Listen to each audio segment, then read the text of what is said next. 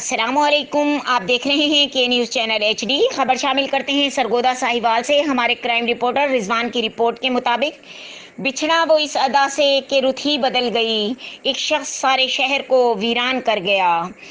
मौत इससे बड़ी सच्चाई और सबसे तल्ख हकीकत है कि इसके बारे में इंसानी जहन हमेशा से सोचता रहा है, सवाल कायम करता रहा है और इन सवालों के जवाब तलाश करता रहा है। लेकिन ये एक ऐसा मुअम्मा है जो न समझ में आता है और ना ही हल होता है। नाजरीन, आज गुलशन रिसालत का एक फूल मुरझा गया। आज शाह हमदान का शहजादा इस फानी दुनिया से कूच कर गया। आज हर आंख हज़रत पीर सैयद फैजुल हसन शाह साहब हमदानी कारी की गैर मुतवक्का वफात पर अश्कबार थी। इनकी रहलत हार्ट अटैक की वजह से हुई। इनकी नमाज जनाजा इनके आबाई गांव लखीवाल शरीफ से अदा की गई, जो इनके मामू अलहाज पीर सैयद मोहम्मद सिराजुल हक शाह साहब ने अदा करवाई, जिसमें सादात गुलशन हमदान के अलावा सियासी और समाजी शख्सियात ने हज़ारों की तादाद में मुरीदैन और अकीदतमंदों ने शिरकत की।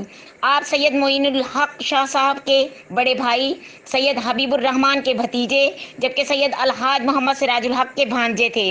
आपको बुजुर्गान हज़रत सैयद मोहम्मद अफजल शाह साहब हमदानी और पीर सैयद अब्दुल गफूर शाह साहब के पहलू में दफन किया गया।